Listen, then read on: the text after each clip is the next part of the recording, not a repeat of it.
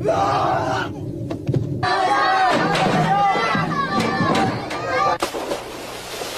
Langoy! Langoy! Dati nanghihina ka na. Cut! Fabulous! Sa mga ginawa kong pelikula, ito na talaga ang pinakamahirap. Kasi may tubig, may bata. The environment was underwater. Now, that made it, in a certain sense, extremely complicated to produce. Marami na akong ginawang action movie, pero dito pa lang ako napaluha at napaluhod sa pelikulang ito. Sa tuwing magtatapos daw ang 100 taon, nabubura ang mga numero.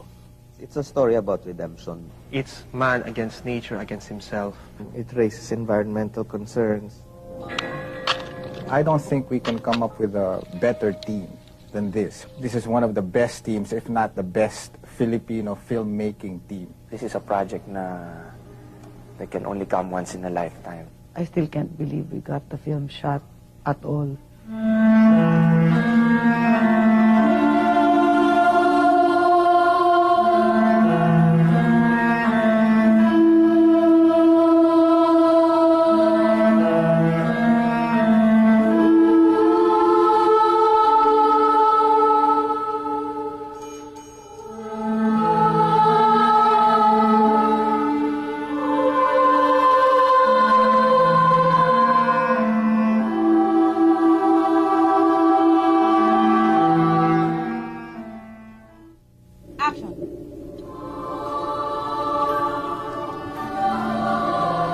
Buhay na buhay ng mga corals, parang humihinga. Puting mga ribbon na kumukunday-kunday sa tubig habang nakatali sa mga bato. Asul na tubig. Nasa ilalim tayo ng dagat.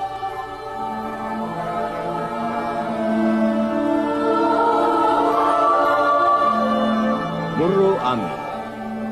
7 taon na itong naglalaro sa isipan ni Direktor Marilu Diaz-Abale. 7 taon na niyang pinapangarap gawin ang pelikulang ito.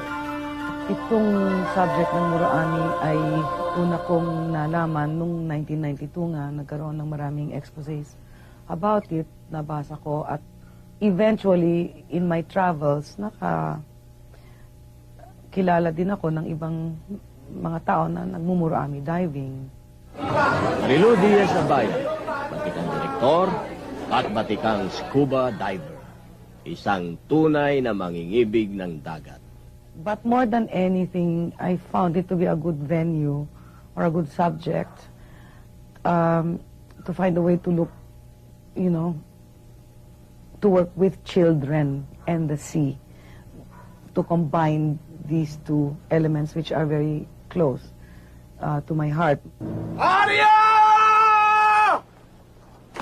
When we make films, ano namin iisip, ano yung film na challenging, hindi yung film na madaling gawin. And definitely Muroami is a challenge. Second is the theme. We've always wanted to make a movie na merong kabuluhan. At itong pelikula na to is really a statement against the destruction of the environment and exploitation of children. Pangatlo is the children. Fourth, of course, is the underwater photography, something Filipinos have never seen.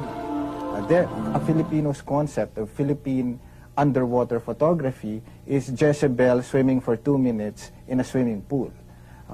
For us to be able to tell the Filipino, you're going to see fabulous underwater sequences you've never seen before, is something, again, that attracted me to doing this movie. Reading the script of Muroami for the first time, it was like looking at a size 9 foot and the size 9 shoe. It was perfect.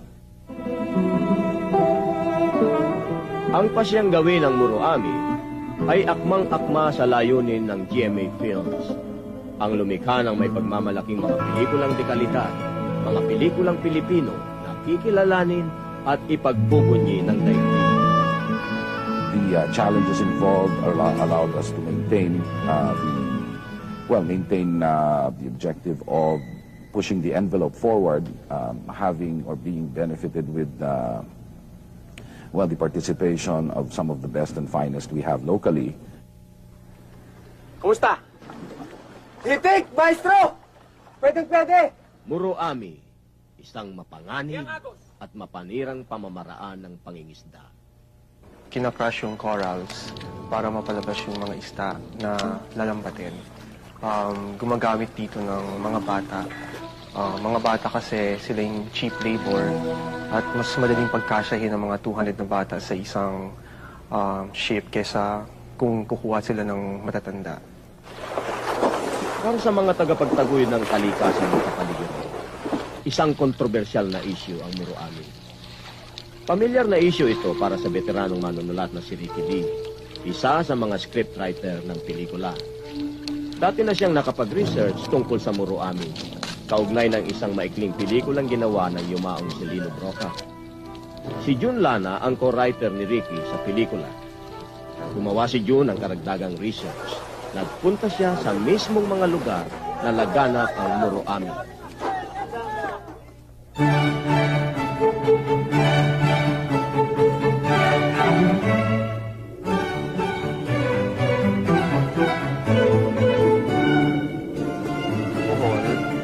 May mga nakausap ako na mga 70, 80 years old na dating sumama sa Muroami operation. Na-interview ko sila, mga 5 sila na na-interview ko. Kinuha ko yung day-to-day operation nila, kinuha ko yung struggles nila nung panahon na yun. And then after that, pumunta rin ako sa Batangas dahil may kakilala doon si Direk na isang Muroami operator. Ang paghahanda para sa Muroami ay nagsimula noong Pebrero 1999. Muling nagkasama-sama ang production team na gumawa ng sa ito, manunulat at bilang lalaki hanggang sa production designer, cinematographer at musical director. Sa simula pa lamang, malinaw na aabutin ng ilang buwan ang shooting sa laot ang location. At malaking-malaki ang cast. Kabilang dito ang mga bata na bukod sa marunong lumangoy, ay may kakayahang tumagal sa ilalim ng tubig nang walang snorkel o scuba gear. Ginto ang tubig dito. Ang malawak na saklaw ng pelikula, ang malaki ang paggamit nito ng karagatan bilang pangunahing location, ay walang kaparis sa kasaysayan ng pelikulang Pilipino. Ang istorya ay nagaganap sa isang barkong pinangangasiwaan ng Fred, ang Maestro Pescador, ang punong mangingisda. Initially in the film, you see all the fish, all the corals and so on. Somewhere along the line, suddenly, itong mga mangingisda, sina Cesar, at saka yung boat nila, suddenly they find themselves in a place na parang purgatory. Patay yung dagat, walang isda. Mawawala tayo! Si Fredo, yung isang ambisyosong mangingisda na nagkaroon siya ng isang barko na tinawag niyang Aurora. Siya yung nagpapatakbo ng lahat. Siya yung utak ng lahat kung saan pupunta, kung saan mangingisda. Hindi pa sa kong habol ko. Ikaw. Tatay ako ni Cesar dun sa pelikula na mabait, inaalalayan niya si Cesar. Alam niya may sama ng loob si Cesar pero hindi niya talaga maarok kung gaano kalalim. Lulusong tayo! Pilot! Si Botong, masama. Malikot ang kamay. Kasi lagi ako nangungupit dito eh. Tapos bastos, kasi namboboso. Bunganga ako, sigaw ng sigaw. Nagsimula ang shooting noong Agosto sa may isla ng Panglao sa lalawigan ng Bukol.